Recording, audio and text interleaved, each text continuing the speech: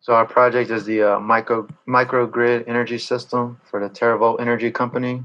We're Team 5. I'm Matthew Benavides. Joshua Dreisbeck. Colin Ferrara. And Cord Coleffel.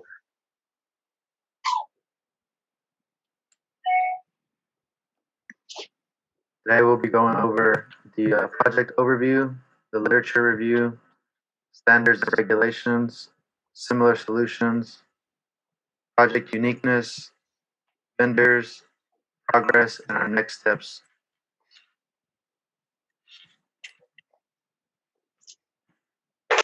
The project overview, the Teravolt Energy Company is located in New Braunfels, Texas, is responsible for solar and energy storage, development, and an electricity brokerage operation.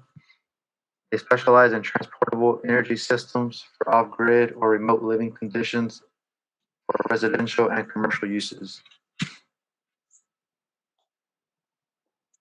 My team and I will be responsible for performing an economic analysis on these transportable energy containers to conclude how much to market them for, who to sell to, and potential energy contracts for them.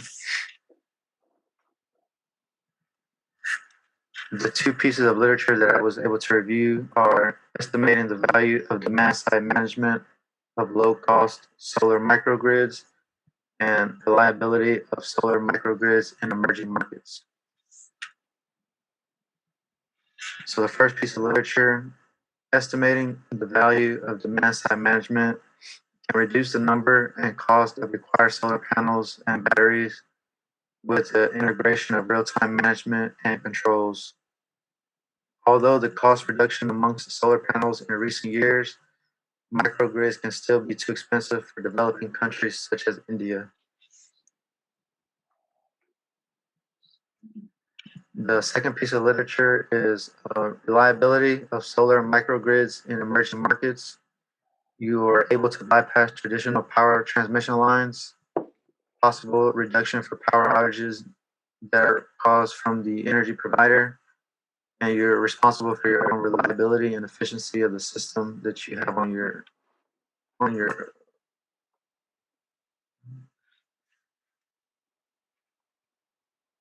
energy of the system on your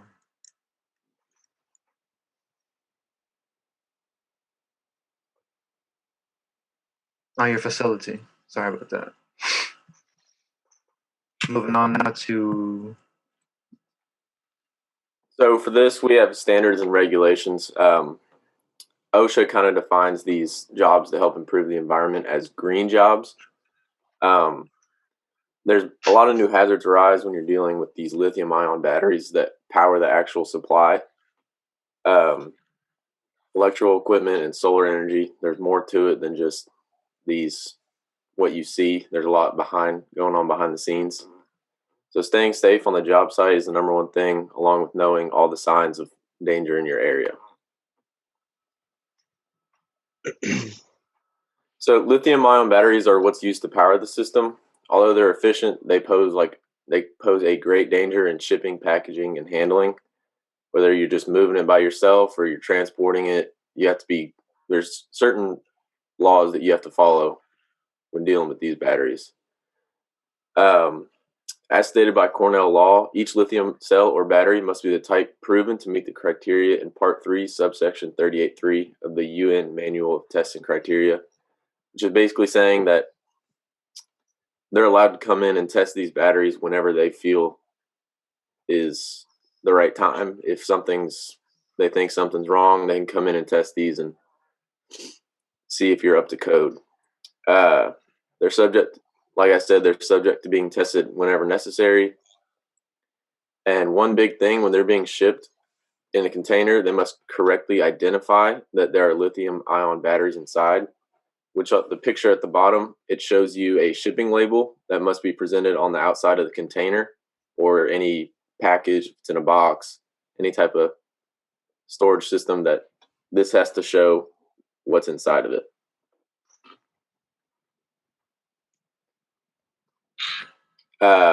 Photovoltaic or solar energy comes with its own set of standard regulations. They require foundational codes and standards governing solar development. when solar panels come to mind, you really think just a big field with all the panels soaking up all the sun's energy. But what goes on behind the scenes is where the real danger is, and that's when you really get into your meat and bones of these standards and regulations.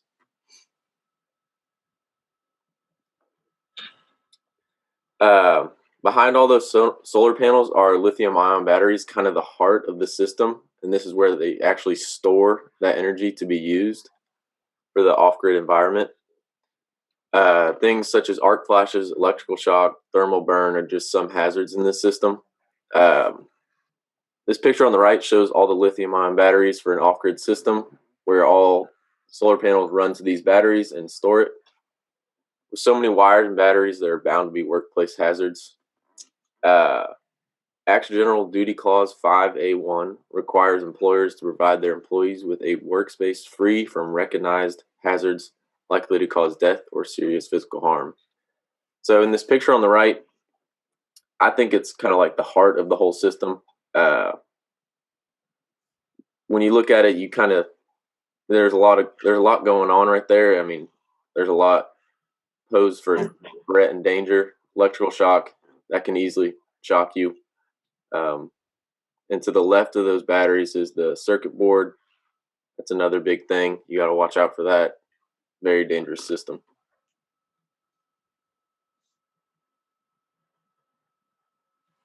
Okay, so this is all of our similar solutions that we found. The first company that we're going to talk about is PowerHive. They do more of a custom build for these off-grid type stuff. They mostly work in Africa and Kenya, so they're working pretty closely hand in hand with local governments to get this stuff done.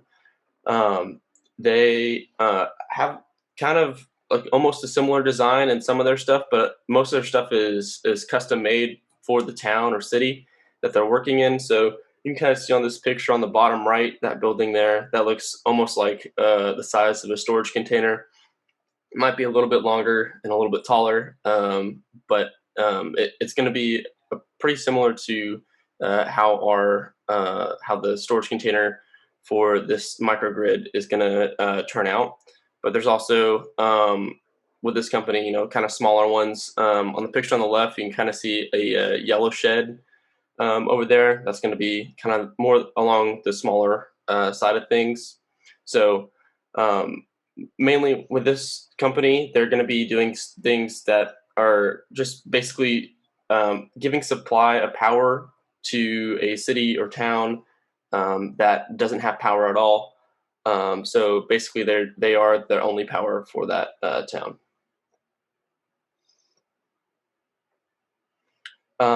These two companies, Derms and Elam Energy, they are they track how much power is being used in systems, and they have tracked power grids in the past.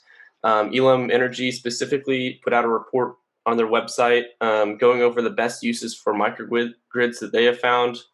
They reported that it is best for backups for cities and towns. So for when power outages happen, this kicks in and you have power still. Cities or locations that have no power, so that's going to be places like oil rigs out in the middle of the ocean, honestly oil rigs in the middle of the desert, that kind of stuff. Just towns and cities in Africa, like how the last company was with PowerHive. Sorry about that. And then so for Derms, they are a distribution energy company. They use microgrids as purely a last resort. So that is their entire company is they monitor and estimate exactly how big the microgrid needs to be to supply a full backup power to a city or town.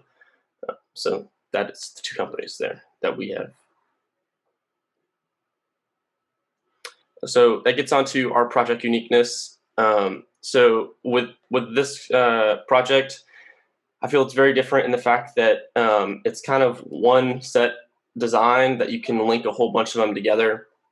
And it's not like custom built or anything like how Power Hive is. So I kind of like to think of it as like a Lego-like design where you're linking a whole bunch together depending on how much power you need for the certain location or area or need. They're easy to transport because it is shipping containers. They do fit on these shipping boats and trains like this. It kind of opens up a whole nother area that we can move things. Obviously, it has to be within regulation of OSHA and that kind of stuff with the labels and all that. But it does open another way to be able to get these things to different places rather than just, trucking them across the country. They are reusable and repurposable. So if someone needs it for like a year, they're doing a project out in, West Texas, just doing some fracking out there, and they need to power some rigs, then you can easily once they're done, they return them, and then we're able to repurpose those to another client or company that also needs power. And that opens us up to more markets. So that's going to be kind of nice because it's going to drop the budget down or the price point down for the people that needs these. So it's going to be kind of almost like renting them out. It's kind of a theory that we've had to where, you can rent them out for a certain time period and then you return them back to us in working condition and we can, reuse and resell.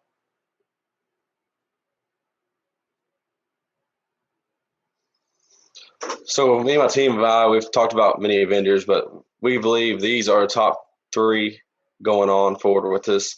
Even though we think military and the construction companies, they'll have kind of the same needs.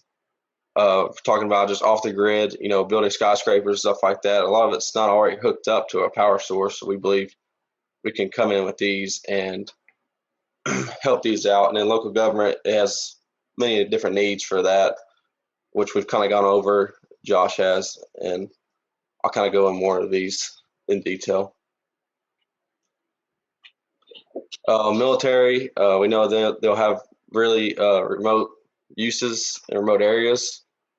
Because the military is all over the world, and you never know kind of where they're at. Or we believe one big selling point for this is not having no fuel needed to run their base with these containers. Fuel's getting hard to get to, and it's getting more expensive day by day. And just to cut down need to be able to ship fuel out there, we believe this won't be one big selling point to them. Another big selling point is they already have the equipment that they need to move these containers and stuff like that. They already have big construction, so they won't have a big upfront cost with these. They'll just have the price just for the containers. And we believe that will be one big selling point for them. Like I said, they already have the equipment in military to use to pick up these containers, as you can see in this picture right here. Looks like it's using one of these containers moved around at one of their bases.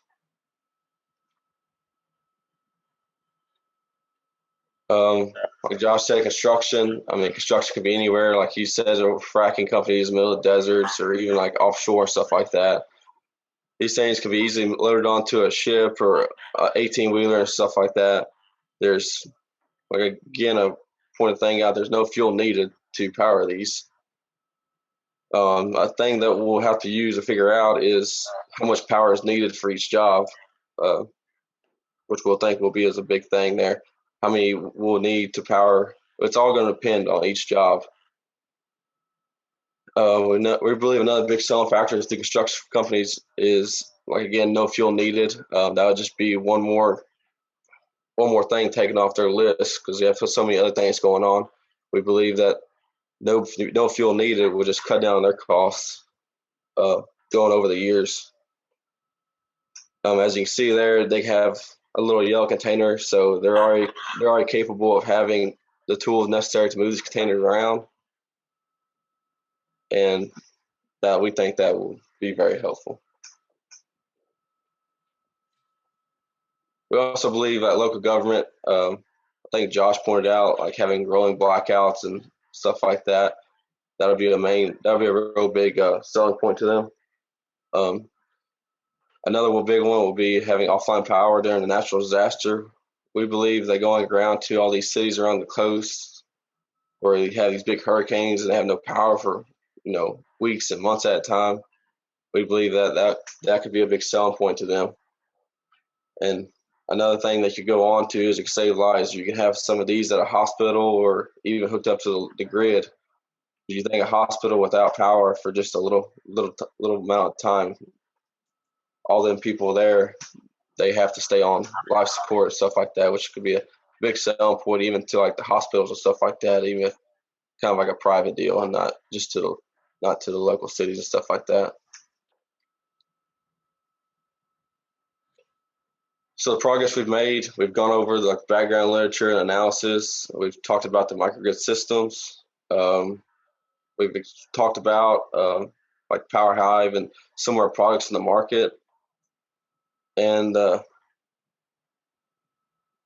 of the ideas of the product market and what we need to really focus on to sell our product and go forward with this company. Next steps, we'll have a progress meeting on March 2nd, and we will begin the flow analysis and potential solutions for our product with TerraVolt Energy.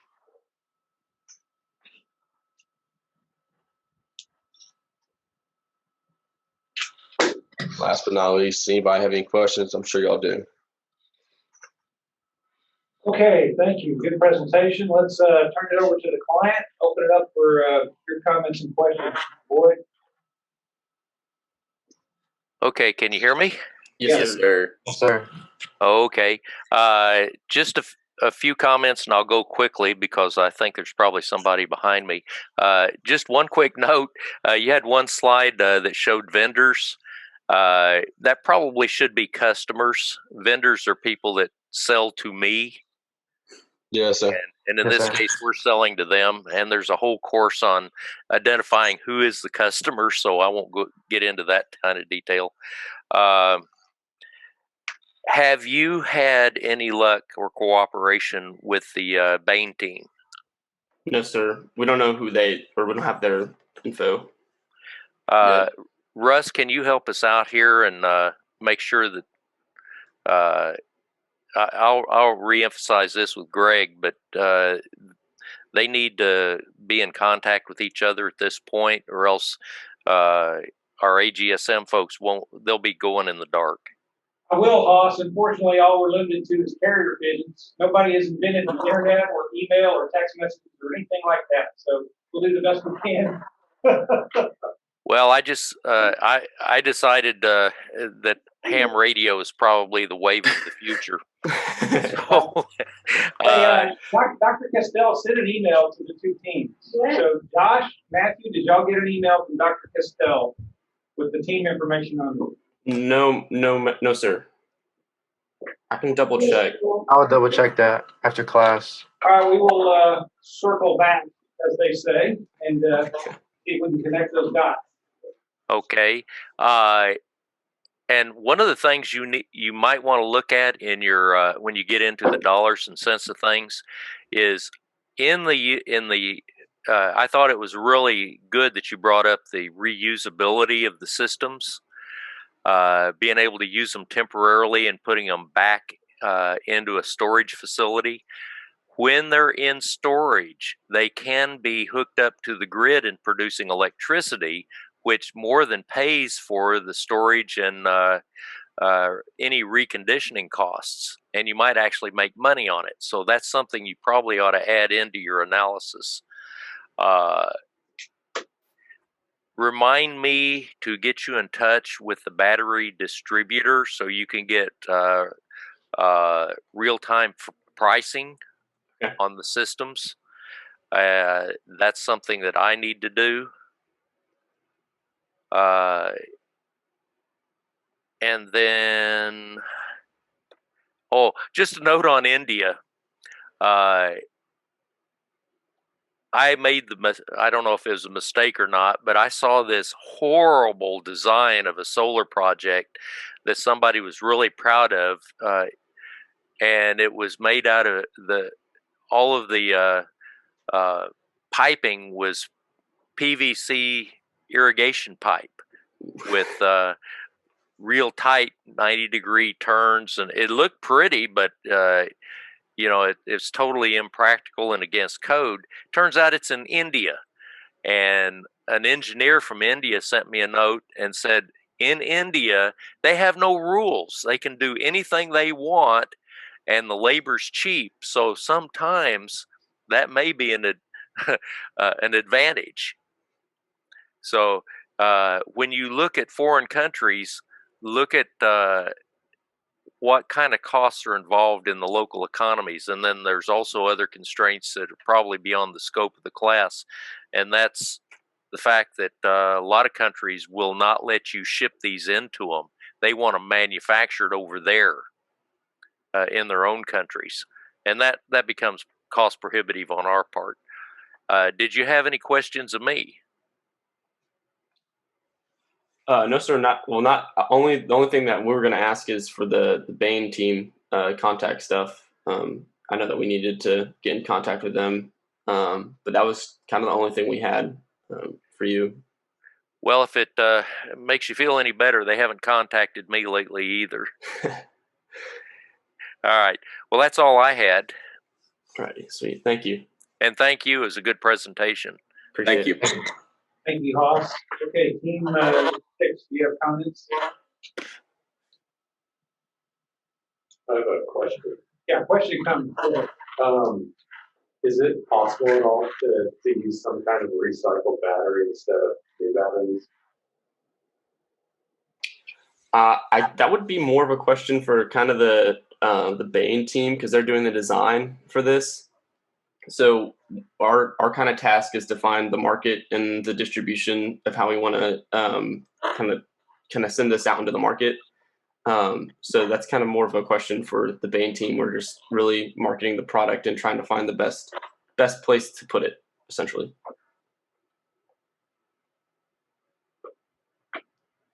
Okay, I'm expecting 2 questions, 2 comments, or any combination thereof.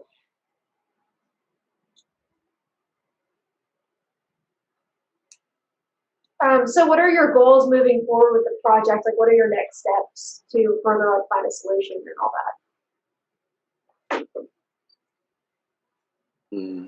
that? So I guess I can take it again if you want me to, but like kind of the next thing for us is going to be starting to reach out to some of these companies and try to figure out exactly, if they would actually be interested in something like this type thing. We also need to get in contact with the Bain team. We really need to figure out like the exact numbers of how much these containers are going to store and that kind of stuff. So that way we can actually get an accurate representation of how much it's going to need per job site with that kind of thing. We also need to look at different ways of storing these containers. We haven't really looked into that yet.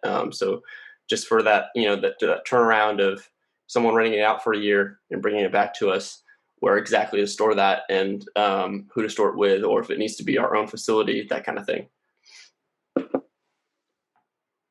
Anything else? I have a question. So what are some of the factors that increase the hazards? Can I take that? The increase the hazards, I guess that would be like the more electrical equipment you have, the bigger the system. I mean, there's always going to be more hazards the bigger something gets. There's hazards in every part of that, transporting it, even setting it up. You get electrical shock just doing that. It's a good question. Michelle, do you be more specific on environmental hazards Or weather, or like with those big blocks of batteries that you have, what's going to like increase it with your shipping, and also so like what happens if there's damage or something like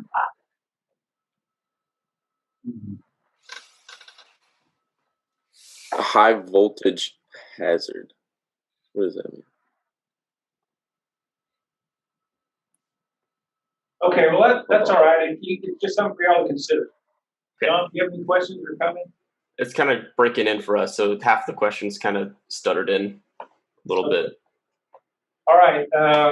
Anybody else? Dr. Costello, do you want to go first? Would you like me to?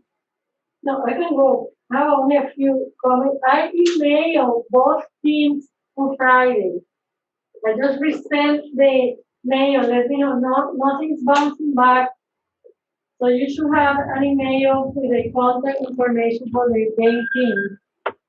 So let me know if you're done, because I keep sending it to you. And When did you say it was sent? Friday? yes. Okay. Friday morning, 9:44. And I just resent it now, so. I did get it just now. Okay, so the other one is in the loop. Okay, good. Thank you, Dr. Costello. Appreciate it. Okay, I got it too. Very good. Overall, it's good. I had a hard time understanding the objective on the prior description, but as the other team members provided more information, I was able to understand what you want to accomplish and what is the objective of this project and the differences with the main team. So that was good. During the rest of the presentation, it was clear, but as the first slide, it was not clear to me what was your task. So that was a little confusing to me. I like that you use pictures with the power height. Again, it helps me understand what you're looking at and what are the potential things. So the uniqueness of the uniqueness slide was very good to me. It'll address all the question I had about the project. So again, I think the flow was a little off, but it did the job. I like that you have a progress slide and you summarize what you did and what you're gonna do next. And in the literature review, I would have cited the two references. I cannot tell these are websites or these are journal articles. So next time, make sure we know the sources of your research. And overall, that's what I like, the pictures that you provide. Overall, good job. Thank you. Thank you. Thank you. Okay, thanks. I'll make my comments now. This presentation was about, I didn't add it up, 17 minutes. Is that right? No. Right up. About 17 minutes. So lots of information there. The slides had a good look to them. You all had, the outline of the presentation was good. It's obvious that y'all have done a lot of work so far. So I'm telling you some good things because now I'm going to critique some of the things that are very obvious. Okay. Number one, and I'm going to focus on the things that we told you to do, but you failed to follow these instructions. Number one, particularly on Zoom, but also in person, you need to introduce each speaker. On Zoom, all we have is these little bitty words at the bottom of your screen. So, however you do it is up to you, but you need to practice. Either Matthew can say, of course, introduce yourself when you're the first one, but then you can say, and now we're going to have Colin talk about standards and regulations, or Colin can just introduce himself. I'm Colin Ferreira, and I'm going to talk about standards and regulations. So, introductions between each speaker. Many of the slides had sentences, not bullets.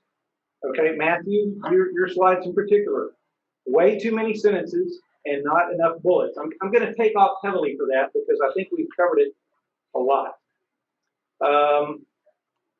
Your presentation style is all pretty good. Josh, your voice was good. When you do the self-critique and you watch the video, I want you to count the number of times you say okay? Yes, sir. You're going to have a large number. Get a calculator. Is a way of stuttering when you're not really sure what you're going to say next. And what you have to do is learn to, instead of saying just being silent. So replace the ums with just being quiet. And a lot of people do that. I caught that on yours probably the most. Matthew, you were pretty much reading your slides. All right, I'm going to count off heavily for that. We told you repeatedly, do not read your slides. You need to have a forceful and more enthusiastic presentation. You were too quiet because you were reading. Colin, I thought your voice was good. Cord, you were pretty good, a little bit informal. You tend to say things like stuff like that. I counted at least 2, and stuff like that, and stuff like that.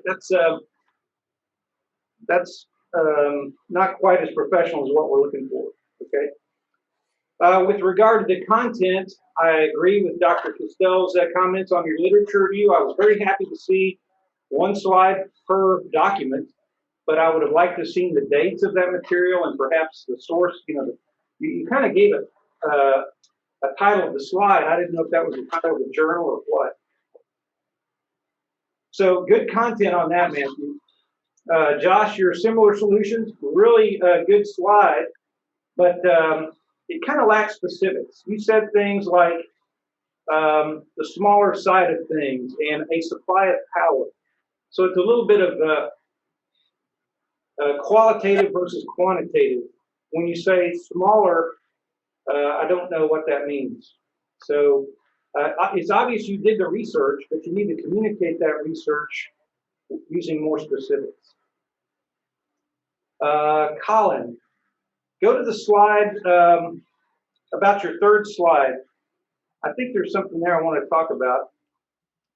Again, you were using sentences and not bullets. Yeah, that one. Now go. Okay, so that's a sentence, and you had trouble with the word photovoltaic. Okay? Yes, I did. You need to practice that and make sure, because photovoltaic is something you're going to be saying a lot probably during Photovoltaic. Okay. So practice that. Okay. Yes, sir. Go forward 1 slide, or next slide. All right. The last bullet, Acts General Duty Clause 5. What is that? What is Acts? Is that like a book of the Bible, or what is Acts? No, I mean it is a book in the Bible. Yeah. I don't think this clause came from the book of Acts, though, did it? No, sir, it did not. What is Acts? I'm not sure. Okay, I think y'all were doing some cutting and pasting here, because the 3 words that go in front of Acts are occupational safety and health acts. Those were some acts in Congress that were passed. So you're a little bit unfamiliar with even the material you're presenting here. Okay, so y'all need to clean that up. One thing that you said a lot was, maybe it's on your next slide. Go to the next slide. Nope. Now that's a good looking slide there. The pictures are kind of small, but that's okay. Back up 1. I'm not sure who you were talking about, but you said they're allowed to come in and do tests on your batteries. Where's the slide where you talk about? Go back. Yeah, right there. I think you're talking about the second bullet. That one. But who is they? Who is the they that's going to come in and do tests on the batteries?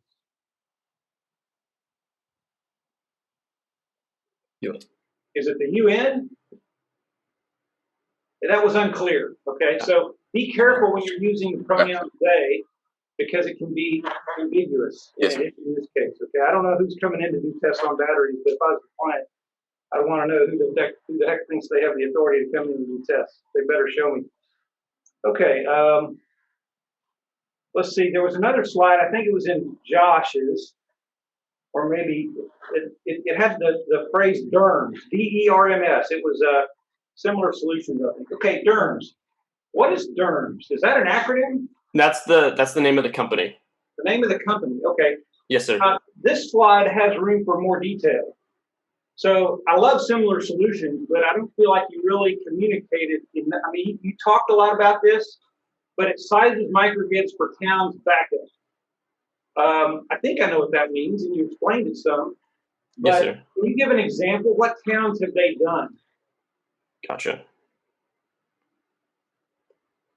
That would be interesting. Anyway, that's the kind of detail we're looking for on that. It's obvious you found some information, but tell a little bit more about it to give the client a better idea of what you've got there. All right. Overall, again, you've done a lot of work. Your slides, some of them are good. Some of them have sentences. I don't want to see any more sentences on your slides, okay?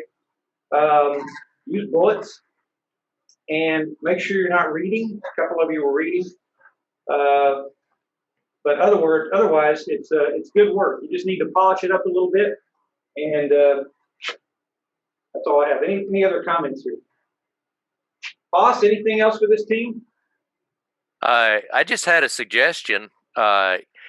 One of the books that we had available to us in the military was a book called The Tongue and Quill. It's actually an Air Force manual, but it gives excellent examples of briefings, bullets, putting on presentations, and so forth.